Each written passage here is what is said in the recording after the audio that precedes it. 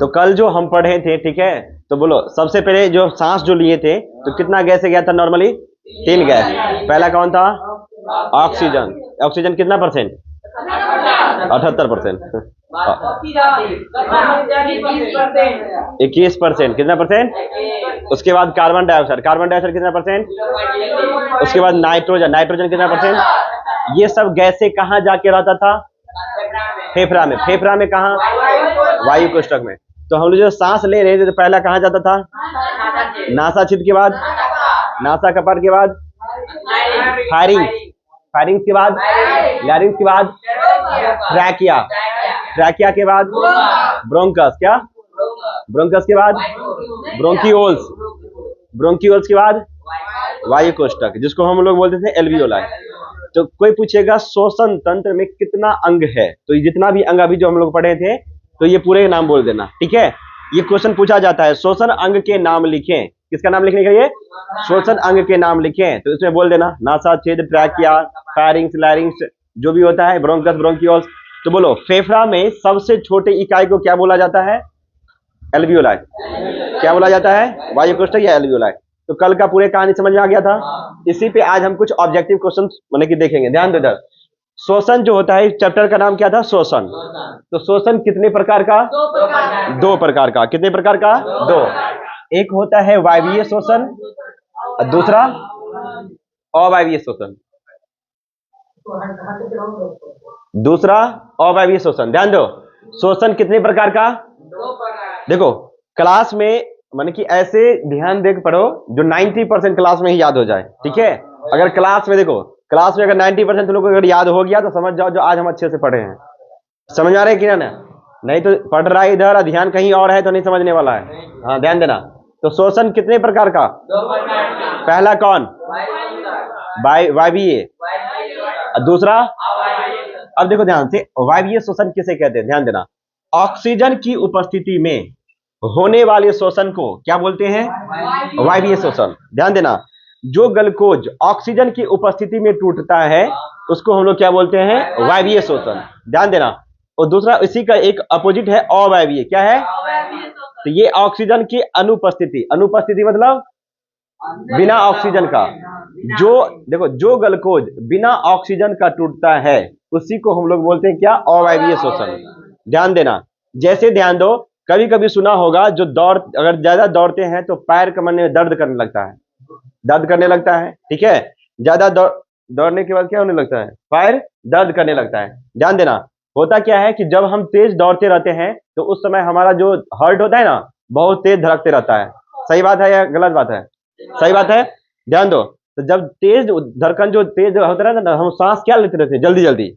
Normal जैसे अभी बैठे हो तो आराम से सांस लेते हैं, ठीक है। अगले कोई तेज दौड़ते हैं तो जोर जोर से सांस लेते हैं। तो जोर से जो सांस लेते हैं तो उस बीच में जो ग्लूकोज का जो टूटते रहता है, ग्लूकोज कहाँ टूटता है ये बताओ? ग्लूकोज कोशिका के अंदर। कहाँ टूटता है? कोशिका के अंदर। ये कोशिका द्रव सब रहता है, इधर माइटोकॉन्ड्रिया होता है, इधर लाइसोसोम होता है, ठीक है। तो कोशिका द्रव में क्या होता है? टूटता है। ध्यान देना, तो जितना भी कोशिका द्रव है इसमें क्या किसका टूटता है? ग्लूकोज का। जितना भी हम लोग चीज खाते हैं, ठीक है, वो किसमें कन्वर्ट होता है? ग्लूकोज में। किसमें? ग्लूकोज में। फिर ग्लूकोज भी टूटता है वहां पे जाकर के, ठीक है, कोशिका के अंदर जाकर के टूटता है। तो जो माने कि ऑक्सीजन, जब वो ऑक्सीजन की उपस्थिति में माने कि टूटेगा तो उसको बोलेंगे क्या? वायवीय। और जब हम तेज दौड़ते रहते हैं तब जो धीरे माने कि जोर जोर से सांस लेते रहते हैं तो इस बीच में अगर टूटता है तो उसको अवायवीय। ठीक है, समझ में आया कि नहीं आया? तो ये वायवीय और अवायवीय समझा? या कोई क्वेश्चन है तो पूछो। नहीं ना? अगर कोई क्वेश्चन हो तो लिख के रखो, जब टॉपिक खत्म हो जाता है, माने खत्म हो जाता है तब पूछना। ध्यान देना। उसके बाद देखो ऑब्जेक्टिव नंबर 1 सवाल से, ऑक्सीजन की अनुपस्थिति में, ध्यान देना, ऑक्सीजन की अनुपस्थिति, अनुपस्थिति मतलब ऑक्सीजन वहां पे नहीं है। ऑक्सीजन की अनुपस्थिति में ग्लूकोज के ऑक्सीकरण को क्या कहते हैं? अभी जस्ट पढ़े थे हम लोग। ध्यान देना, ऑक्सीजन की अनुपस्थिति में ग्लूकोज जब ऑक्सीकृत होता है तो उसको क्या बोलते हैं? कौन सा शोषण? अवायवीय शोषण। कौन सा? अवायवीय शोषण। समझ में आ रहा है कि नहीं आ रहा है? ध्यान देना, ऑक्सीजन की यहां था अनुपस्थिति, यहां क्या है? उपस्थिति। तो ऑक्सीजन की उपस्थिति में ग्लूकोज जब ऑक्सीकृत होता है तो उसको क्या बोलते हैं हम लोग? वायवीय शोषण। कौन सा शोषण? समझ में आ रहा है? कोई पूछेगा बताओ, ऑक्सीजन के अनुपस्थिति में कौन सा शोषण होगा? अनुपस्थिति में अवायवीय या वायवीय? अवायवीय। ऑक्सीजन की उपस्थिति में वायवीय। याद हो रहा है? ध्यान देना।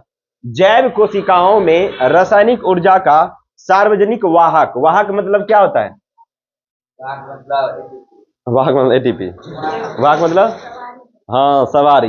वाहक मतलब सवारी। जैसे हम लोग का सवारी होता है ना, मोटरसाइकिल, साइकिल, कार, यहाँ से वहां जाने हैं।